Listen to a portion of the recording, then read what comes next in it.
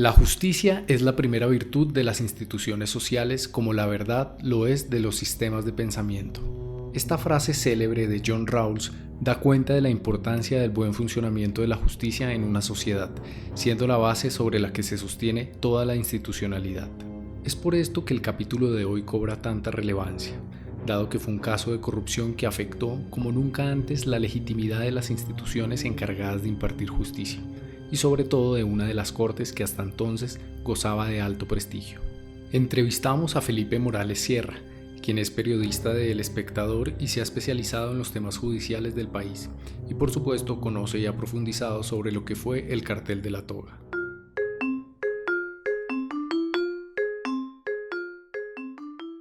Muchas personas aún recuerdan la noticia de Luis Gustavo Moreno, el entonces fiscal anticorrupción que fue extraditado hacia los Estados Unidos precisamente por corrupción. Este hecho es un gran epígrafe que da cuenta de lo que fue el Cartel de la Toga, un caso de corrupción que permeó hasta las más profundas entrañas del sistema judicial, principalmente de la Corte Suprema de Justicia, quien es la encargada de investigar nada más y nada menos a los aforados políticos, es decir, a los funcionarios que tienen un fuero por el cargo que ostentan y por lo tanto requieren un tratamiento diferente.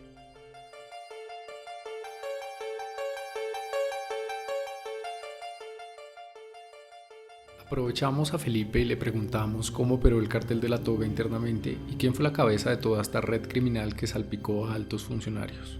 Pues la investigación apunta a que el cerebro, como lo han llamado, de la organización criminal era el magistrado Leonidas Bustos. Él se ha declarado inocente, pero digamos que la manera en la que operaba toda esta organización, según se desprende de las condenas en doble instancia del también ex magistrado Francisco Ricaurte, es que una vez Francisco Ricaurte sale de la Corte Suprema, pues tiene una oficina de abogados en la que básicamente referencia a las personas en los despachos de sus amigos en la Corte Suprema. En ese momento, los procesos contra los aforados en Colombia, es decir, contra ministros, generales del ejército, congresistas, se llevaban en la sala penal de la Corte Suprema en procesos de única instancia. Entonces eran procesos muy extensos y pues que solo llevaban, creo que la sala penal tiene 8 magistrados. Entonces pues digamos, era muy probable que los procesos contra los clientes de Ricaurte cayeran en los despachos de sus amigos, que concretamente eran Camilo Tarquino, Gustavo Malo y Leonidas Bustos. Y pues bueno, me faltó decir, en todo esto, al parecer, Gustavo Moreno estuvo asociado, pues según sus dichos, con Francisco Ricaurte. Entonces a ellos, cómo funcionaban, era que a ellos les llegaba un cliente a su oficina, ellos referenciaban el proceso a sus amigos en la Corte Suprema y al parecer entonces le exigían al cliente el pago, no sé, 2.000 millones de pesos, como le exigieron al excongresista Musa Bezayle, y una vez se hacía ese pago, que generalmente se hacía en efectivo, para no dejar rastro, en la Corte Suprema el proceso se estancaba. Entonces, en concreto, por poner el ejemplo del caso de Musa Bezayle, que él mismo lo ha aceptado, él pagó 2.000 millones de pesos para frenar una orden de captura que había en su contra por parapolítica. Sin embargo, esta forma en la que la corrupción tenía cabida no era fácil de detectar, según nos cuenta Felipe, ya que las formas y los instrumentos que se usaron para frenar los procesos hacía pasar la corrupción desapercibida. Eran instrumentos muy sutiles, por decirlo así. Lo que han contado ex magistrados auxiliares, por ejemplo, del despacho de Gustavo Malo, es que Gustavo Malo, cuando tenía los procesos de Musa Bezayle o de Álvaro Ashton, que son pues confesos clientes del Cartel de la Toga, él como que ralentizaba las investigaciones. No es como que las entorpeciera, no es como que mejor dicho, no hay un indicio muy claro de que Gustavo Malo hubiera dado una orden de esos en gaveta, pero lo que sí hacía era que como que le bajaba la caña, por decirlo así, a sus auxiliares para que los procesos de los supuestos clientes que le pagaron pues no avanzaran. Entonces, por poner un ejemplo, y es que digo que es muy sutil porque la Corte Suprema, y en concreto la Sala Penal en ese momento, tenía un altísimo flujo de trabajo, o sea, llevaba todas las casaciones y las revisiones de sentencias penales del país y además pues los procesos contraforados. Entonces, pues hay una anécdota que el mismo magistrado Eider Patiño lo cuenta, que él fue testigo en el juicio contra Gustavo Malo, y él dice: en la corte teníamos tanto trabajo que a las carpetas le poníamos abajo del nombre del procesado y el delito la fecha de prescripción, porque así era la forma en la que operaban, tenían muchísimo trabajo. Entonces no era una forma, como digo, no era algo que fuera tan fácil de identificar, ni siquiera para los mismos funcionarios que trabajaban en esos despachos, pero ellos sí han contado, por ejemplo en el caso de Gustavo Malo nuevamente, que sí sentían que cuando se trataba de casos en concreto, como el de Musa Besaile, como el de Álvaro Ashton, el magistrado Malo como que no estaba muy entusiasmado con esas investigaciones y no las echaba adelante. Ahora, repito que esto fue ante la Sala Penal de la Corte, pero no fue solo cuando los magistrados eran los instructores de los casos. Hay un fiscal, Alfredo Betín Sierra, que también pues aceptó su responsabilidad en el cartel de la toga y se volvió uno de los testigos de la fiscalía. Y pues de nuevo, el mismo Gustavo Moreno fue fiscal, fue jefe de la unidad anticorrupción, entonces también como que de alguna manera terció en favor de procesos que todavía están por descubrirse. Pero por ejemplo en el caso del gobernador Juan Carlos Abadía, lo que sí ha dicho es que, lo que ha dicho Alfredo Betín es que él no necesariamente dejó de investigar, sino que aplazó indefinidamente el llamado a imputación de cargos. Y es por eso digo que son mecanismos sutiles, porque no es... La ley permite hacer eso, ¿sí? Como que los fiscales realmente no tienen un término tan definido para llamar a un procesado a imputación. Lo triste es que hoy en día son instrumentos sutiles que los órganos judiciales siguen implementando para incidir en los procesos judiciales y que continúan obviamente pasando desapercibidos. Otro tema que llama la atención es cómo llegó esta gente al poder a ocupar estos altos cargos sin cuestionamientos previos. Por ejemplo, los expresidentes de la Corte Suprema de Justicia o el entonces director de la Unidad Anticorrupción de la Fiscalía, Luis Gustavo Moreno. A la par que se destapó el cartel de la toga, se estaba dando un debate en el Poder Judicial colombiano que fue muy importante, y es la puerta giratoria. Francisco Ricaurte en concreto es la encarnación de lo que era la puerta giratoria en la rama judicial. Él empezó su carrera judicial en Bolívar y fue escalando. De hecho, se dice que él conoció a la mayoría de personas del cartel de la toga, por ejemplo a Gustavo Malo y a otros más, en el Tribunal de Cartagena. Entonces, por eso digo que es un compadrazgo de años. Después de que sale de la Corte Suprema de Justicia, de la Sala Civil, sus mismos compañeros de la Corte Suprema de Justicia, donde había amasado un montón de poder, donde había sido presidente, lo eligen para que sea magistrado del Consejo Superior de la Judicatura. Entonces, esto es lo que los abogados llaman la cooptación judicial, que los magistrados se eligen entre ellos mismos. ¿Quién elige a los magistrados de los tribunales superiores? Los magistrados de los consejos seccionales de judicatura. ¿Quién elige a los magistrados de la Corte Suprema? Los magistrados de la Corte Suprema. Y ahora, pues digamos, ya hay otros mecanismos de elección, eso se está abriendo un poco, pero hay posiciones encontradas alrededor de si la cooptación funciona o no funciona, si sirve para la independencia o no, pero algo que ha demostrado el cartel de la toga es que pues este grupo de gente venía amansada trabajando juntos hacía mucho tiempo. Sin embargo, para Felipe el problema va más allá. El sistema de incentivos que existe en la rama judicial no es el adecuado y esto evidentemente es una puerta abierta a la corrupción. Yo creo que el problema que permite que este tipo de casos de corrupción judicial se perpetúen es que hay incentivos perversos en la forma en la que los funcionarios judiciales ejercen su trabajo. Es decir, a los jueces y a los fiscales los medimos por cuántas personas mandaron a la cárcel o cuántas, no sé, por ejemplo a los fiscales en concreto la fiscalía los mide por cuántas decisiones tomaron en un año.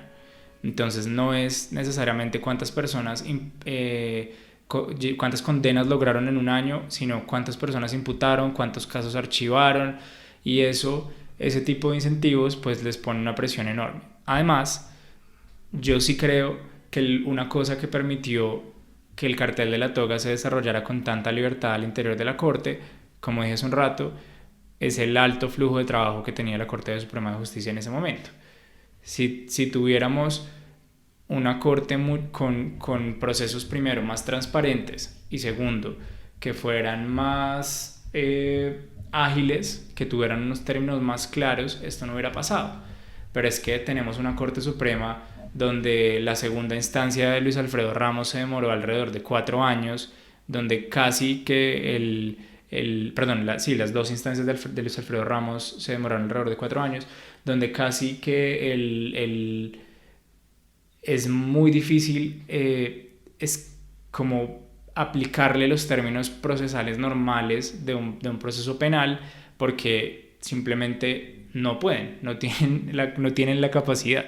Y lo digo porque he visto en otros casos que los mismos magistrados de las recién creadas salas de instrucción y sala de primera instancia le responden abogados y a fiscales en comunicaciones como no, es que no podemos programar la audiencia porque no tenemos tiempo. Entonces, ese alto flujo de trabajo, pues primero vuelve las cosas muy oscuras. Y de por sí, en la ley procesal que juzga a los aforados, en la ley 600, hay mucho espacio a la arbitrariedad y a la oscuridad de los procesos, porque no es público sino hasta que se va a juicio. Entonces, de nuevo, como Gustavo Malo no tenía un tiempo para decidir si capturábamos a Besalio o no, si lo llamaba indagatoria o no, si lo llamaba a juicio o no, pues él pudo ralentizar y ralentizar y ralentizar hasta que lo cogieron. Pero si la corrupción pasaba de cierta forma desapercibida al interior de la Corte, ¿qué fue lo que sucedió para que se diera a conocer este entramado de corrupción y cómo se fue destapando este escándalo? Lyons estaba con el agua al cuello. Alejandro Lyons era la persona en Colombia más emproblemada. O sea, en ese momento lo estaban investigando por todo lado, y casi que cada semana estallaba un escándalo de corrupción en Córdoba. Primero era el cartel de la hemofilia, luego el cartel del VIH, luego el cartel y de hecho yo creo que el mismo... Pensiones, de salud, total. En construcción, sí, eso sí, dejó al departamento de Córdoba en las ruinas. El estadio Happy Lora, un montón de obras de infraestructura y en general él hizo lo que quiso con las finanzas de Córdoba. Y de hecho ahí hay un episodio que es muy oscuro, que es la muerte de Zappa, que era su secretario de gobierno, que fue uno de los principales delatores, la muerte no, el asesinato violento de Zappa, de Jairo Zappa. Recientemente fueron condenadas las primeras personas por eso, pero Jairo Zappa se vuelve el primer delator en contra de Alejandro Lyons, lo matan y aparece pues enterrado al borde de una carretera en un episodio tenaz. Cuando Lyons se ve con el agua al cuello, se va a Estados Unidos. En ese momento era la fiscalía, repito, de Néstor Humberto Martínez, y nadie entendía muy bien qué hacía Lyons en Estados Unidos, pero pues tenemos la experiencia dice, como dicen los abogados, que cuando alguien está en Estados Unidos y Estados Unidos no lo echa, es porque seguramente está colaborando con la justicia. Y él, de nuevo, cita a Gustavo Moreno y a Leonardo Pinilla. Leonardo Pinilla era la mano derecha de Gustavo Moreno también en todo esto. Y en una serie de conversaciones en la camioneta de Alejandro Lyons, Gustavo Moreno se explaya y cuenta un montón de cosas que ellos habían ayudado a que la corte no capturara a Musa. Sugiere también algunos capítulos que están por esclarecerse sobre un exalcalde de Montería y hasta un consejero presidencial del gobierno de Juan Manuel Santos. En fin, como que habla de un montón de episodios, pero repito, él no sabía que lo estaban grabando. Él regresa a Colombia y de la nada lo capturan por una solicitud de extradición. Y ahí es que el país empieza a conocer qué es el Cartel de la Toga, porque la reacción de Gustavo Moreno cuando lo capturan es irse lanza en ristre y decir como a mí no me van a hundir solo, y empieza a declarar en contra de todo el mundo. Y hay unas escenas muy fuertes de Gustavo Moreno declarando en la corte y en la comisión de acusación del Congreso, con chaleco antibalas, casco, rodeado de 10 guardias de la policía, porque realmente lo pueden matar. O sea, este es un señor que estaba hablando de que la gente más poderosa de Colombia había pagado sobornos para hundir sus procesos por vínculos con paramilitares, para hundir sus procesos por corrupción. Entonces no era una declaración, ¿cómo decirlo?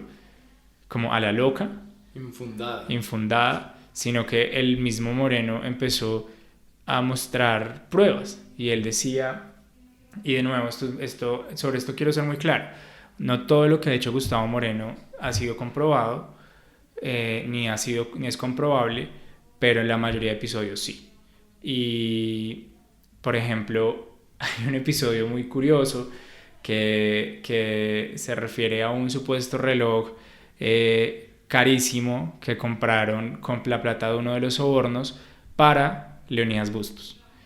Y Gustavo Moreno dice que él fue, lo compró, dice a qué centro comercial de Bogotá fue, a qué tienda, y luego la fiscalía, a partir de labores de investigación, ratifica que eso sí sucedió. Y así con una serie de episodios que Gustavo Moreno fue relatando. Inicialmente él metió al baile alrededor de 25 personas, entre congresistas, funcionarios judiciales y otros pues políticos. La justicia ha ido como acortando ese número. Por ejemplo, al expresidente del Congreso, Mauricio Liscano, le archivaron la investigación recientemente, pero, repito, la mayoría de los dichos de Moreno han sido ratificados por la justicia. Como en muchos casos de corrupción, la justicia de los Estados Unidos actuó primero que la justicia colombiana. ¿Qué hubiera pasado si la DEA no se hubiera metido? ¿Seguiríamos entonces en el Cartel de la Toga, quizá mucho más grande y fortalecido? Yo sí veo muy improbable que en este caso hubiera pasado algo sin que la DEA se hubiera metido. O sea, la verdad es que las pruebas de la DEA eran irrefutables. Las conversaciones que tuvo Gustavo Moreno, en las que claramente le pide plata, los videos y las fotos de Gustavo Moreno recibiendo la plata de Alejandro Lyons eran pruebas innegables. Y ante eso, pues la justicia colombiana no podía hacer otra cosa que actuar. O sea, actuó bajo presión, literalmente. Pues sí, como bajo, mejor dicho, habría sido muy mal como no actuar ante lo evidente, aunque bueno, hay otros casos en los que eso sí sucede, pero en este caso pues involucraba a Estados Unidos, entonces no era como algo que Colombia tuviera la salida. ¿Qué sucedió en Colombia? A mí sí me llamó mucho la atención que, a pesar de que Gustavo Moreno era un funcionario de la Fiscalía de Néstor Humberto Martínez, de la entraña de los funcionarios de confianza de Néstor Humberto Martínez, pues la fiscalía lo procesara como con, ¿cómo decirlo? Con tanta diligencia. Y Gustavo Moreno en este momento todavía tiene un principio de oportunidad, lo que quiere decir que a él todavía la justicia colombiana no lo ha condenado, pero pues digamos sigue estando privado de su libertad, que eso es muy importante. ¿Y qué más?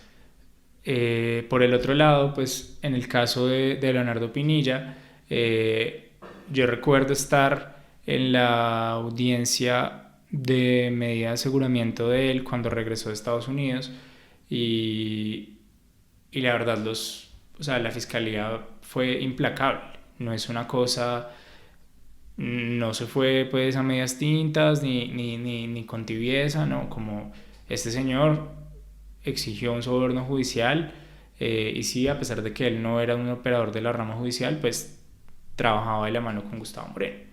Entonces, y ese fue la punta de lanza para el resto de investigaciones. Otra cosa sucedió cuando a la Jurisdicción Especial para la Paz se le dio por aceptar a Álvaro Ashton y a Musa Besaile por los cargos del Cartel de la Toga. Eso fue un episodio muy, yo diría lamentable, porque realmente nadie entendió nunca qué hacía un caso de corrupción judicial en el tribunal encargado de investigar los crímenes de lesa humanidad y crímenes de guerra cometidos en el conflicto armado. Como que es un sinsentido. Claro, porque se entiende, digamos, esos casos, porque muchos de los implicados en el Cartel de la Toga tuvieron nexos con paramilitares y estuvieron involucrados en escándalos de la parapolítica. Entonces, digamos, por ese lado sí tuvo sentido en algunos casos que la JEP acogiera como esos casos en relación con la parapolítica. Pero, como tú mencionabas, pues hay unos casos directamente que tienen que ver con el Cartel de la Toga que los toma la JEP, que es, por ejemplo, este de Musa Besaile y Álvaro Ashton, y que de hecho, creo que tú escribiste una columna de eso, y ahí mencionaste que la Corte Constitucional amparó esa decisión de la JEP. Sí. Entonces la pregunta es, ¿por qué lo hizo? ¿Y cuáles eran como los argumentos de incluir esos casos del Cartel de la Toga en la JEP? Eso es la verdad es una leguleyada, pero lo voy a explicar como en los términos más sencillos que pueda. Lo que sucedió en el caso de Álvaro Ashton, que fue en el que se metió la Corte Constitucional, es que la fiscal que llevaba ese proceso llegó a audiencia de juicio y el juez penal le dijo: no, yo no puedo actuar porque este señor fue admitido en la Jurisdicción Especial para la Paz y la Justicia Especial para la Paz tiene pues sí, como es una potestad preferente sobre el resto de la rama judicial. Entonces, ¿qué hizo la fiscal? Planteó un conflicto de competencias. ¿Eso qué significa? Que el caso pasa a la Corte Constitucional y la Corte Constitucional tiene que decidir a qué jurisdicción le compete. Y cuando llegó a la Corte lo que dijo es que la Fiscalía no tiene la potestad de plantear conflictos de jurisdicción. No era un conflicto de competencia, sino un conflicto de jurisdicción, porque era la jurisdicción ordinaria versus la jurisdicción transicional. ¿Y por qué no lo puede hacer? Porque la Fiscalía no tiene competencias jurisdiccionales, es decir, no actúa como juez, sino en algunos procesos viejos, pero en este caso en concreto solo estaba actuando como parte. Entonces, quien tenía que plantear el conflicto de jurisdicciones era el juez que llevaba el juicio, valga la redundancia, y ese juez pues no lo hizo. Entonces la Corte dice: no, yo no me voy a meter ahí, la JEP tiene competencia pues preferente y se va para la JEP. Lo cierto es que estos casos, tanto el de Ashton como el de Besaile, fueron finalmente apartados de esta justicia especial, porque su relación con el conflicto armado no era directa. Lo cierto es que este caso de corrupción le costó muchísimo a la justicia en términos de legitimidad y de desconfianza institucional por parte de la ciudadanía. ¿Cómo recuperar entonces la confianza que había en una de las instituciones más importantes del país encargada de impartir justicia? Yo sí creo que escándalo del cartel de la toga afectó gravemente la confianza de la ciudadanía en una institución que hasta entonces era casi que blindada a cualquier tipo de crítica como era la Corte Suprema. Es decir, la Corte Suprema durante los 2 gobiernos de Uribe fue casi que el único contrapeso que tuvo el expresidente. Y la gente recuerda mucho eso. Es decir, pues digo, cuando digo la gente, digo los ciudadanos informados y los ciudadanos que ejercen su ciudadanía. Pero yo creo que con el tiempo han logrado recuperarse y creo que hay 2 factores que entran en juego ahí como para gestionar esa recuperación. Primero, que recordemos que los exmagistrados de la Corte que están siendo procesados por esto están siendo procesados en la Corte. Es decir, Francisco Ricaurte no, porque en ese momento ya era un civil, pero Gustavo Malo está siendo juzgado en la Corte Suprema de Justicia, en otra sala, con otras personas, pero es la Corte. Entonces yo creo que eso ha servido como para que la Corte le imprima de nuevo confianza a la ciudadanía. Y en segundo lugar, creo que la creación de las salas de juzgamiento, la sala de primera instancia y la sala de instrucción, le ha dado un respiro, una oxigenación al funcionamiento de la Corte, porque ya